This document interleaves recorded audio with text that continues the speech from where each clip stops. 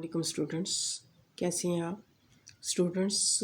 जो हमारा टॉपिक था वो हमारा फ़ोटोसिंथेसिस के बारे में था और फिर उसके बाद हमने फ़ोटोसिंथेसिस के बारे में पढ़ा कि ये कंसिस्ट करता है टू फेसेस में, light reaction and dark reaction. आज जो हमने पढ़ना है वो हमने लाइट रिएक्शन के बारे में पढ़ना है कि लाइट रिएक्शन के अंदर कौन कौन से इवेंट्स टेक प्लेस होते हैं।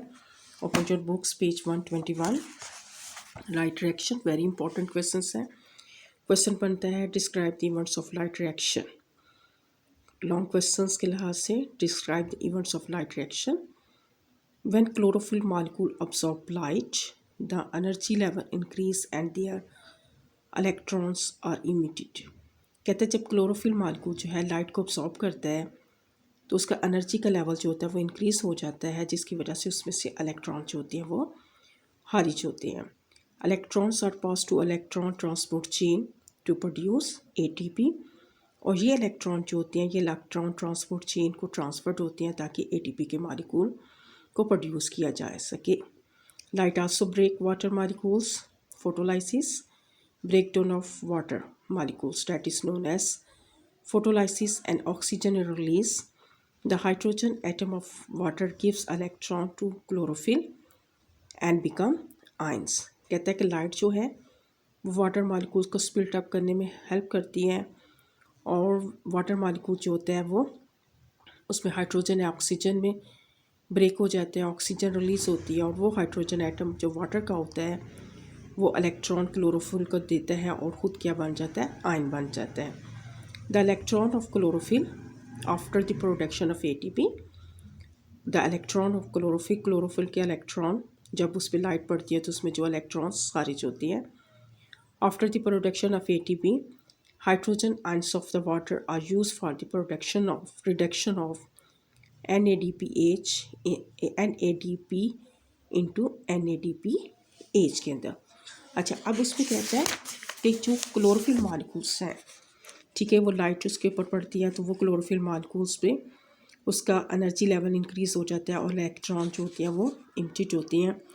और वो कहते हैं वो इलेक्ट्रॉन जो हैं वो इलेक्ट्रॉन ट्रांसपोर्ट का चेन को शिफ्ट होते हैं ताकि ATP के प्रोड्यूस करें। फिर उसके बाद वो कहता है कि वाटर मॉलिक्यूल जो है वो ब्रेक डाउन हो जाता है, लाइट उसको ब्रेक डाउन करती है किसके अंदर, ऑक्सीजन के अंदर और हाइड्रोजन।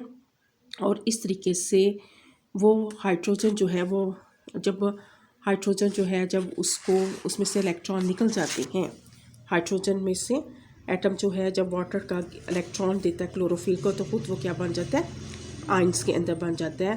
और इस तरीके से इलेक्ट्रॉन क्लोरोफिल के और हाइड्रोजन आयन जो है जो कि वाटर का होता है और वहाँ से वो क्या बनाने में हेल्प कर रहा होता है, NADP की रिडक्शन करता है किसके अंदर, NADPH के अंदर। ठीक है, तो क्लोरोफिल जब लाइट को अब्सॉर्ब करेगा उसके इलेक्ट्रॉन उसमें इमिटेड होंगे, वो इलेक्ट्रॉन ATP को बनाने के काम आएंगे। वाटर मॉलिक्यूल स्प्लिट अप हो जाएगा, हाइड्रोजन जो है जब वो उसमें से इलेक्ट्रॉन निकल जाएंगे वो हाइड्रोजन आयन में चेंज हो जाएगा और हाइड्रोजन का जो हाइड्रोजन आयन है, वाटर का जो हाइड्रोजन आयन होता है वो रिडक्शन कर देगा NADP की किसके अंदर, NADPH के अंदर। और इस तरीके से ये पूरी की पूरी स्कीम जो होती है वो Z